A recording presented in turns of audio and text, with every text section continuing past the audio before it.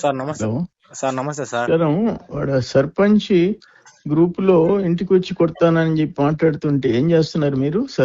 కసుమూరులో అంతా వాడు వాడు పంచాయతీలో వాడు దొరుకుతుంటే పట్టించుకోరు. వాడే తిట్టి మనవాడిని ఇంటికి వచ్చి కొడతానంటే మనం అధికారంలో ఉన్నామా? వాడు ఉన్నాడా? వాడు ర్యాలీలు చేస్తాడు, గోవర్ధనుడిని తీసుకొస్తాడు, నోటికి వచ్చినట్టు ప్రెస్ కాన్ఫరెన్స్ మాట్లాడతాడు. మీరు గమ్ము కూర్చోండి అందరూ. మరీ లెక్క లేకుండా పోతుంది మీకు. అసలు ఏం చేస్తున్నారో అర్థం కావటంలే సార్. ఎంత ధైర్యం వస్తుంది వాడికి? అవునవునులే సార్. కంప్లైంట్ ఇప్పించండి. సరే సార్. ముందు కంప్లైంట్ ఇచ్చి తాట తీయించండి. తమాషాలు పడుతున్నాడు వాడు. సరే సరే. వాడు పంచాయతీలో డబ్బులు దొబ్బేస్తుండే, అది పట్టించుకోరు. ఎందుకు సైలెంట్ గా ఉంటారు మీరు? మేము లేదు సార్. ఇప్పుడు వెంకన్నని ఇద్దరిని కంబైన్ చేసి మాట్లాడుతున్నారు సార్ వాళ్ళు.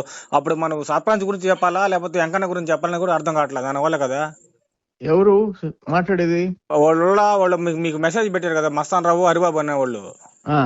పంచాయతీ పనులు ఏం చేశారంటే, వెంకన్న బిల్ చేస్తున్నాడు, తిరుపతమ్మ నన్ను సెక్రటరీని మార్చారు, మళ్ళీ కొత్త సెక్రటరీని పెట్టుకున్నాడు, వెంకన్నది సర్పంచ్ అయిపోయిందని చెప్పి ఇద్దరిని కంబైన్ చేసి మాట్లాడుతున్నాడు. మనం ఎవరి పక్కన మాట్లాడాలో తెలియకపోయా మనకు.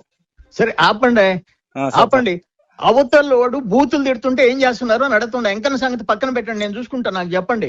సరే సరే. అవతల్లోడు మీ ఇళ్ళకి వచ్చి తంతానని మాట్లాడుతుంటే, వాడు దొంగ బిల్లులు చేసుకుంటుంటే ఏం చేస్తున్నారు మీరు? సరే సరే సార్. వాడిని వదిలిపెట్టండి మీరు. ఇది వైసీపీ వాడిని వదిలిపెట్టేసి తెలుగుదేశం వాళ్ళ గురించి మాట్లాడు. నువ్వు లేదు సార్. ఏం మాట్లాడుతున్నావు? తెలుగుదేశం వాళ్ళ గురించి కంప్లైంట్ చేస్తున్నావు, వైసీపీ వాడి గురించి వదిలేస్తున్నావు. లేదు సార్. నన్ను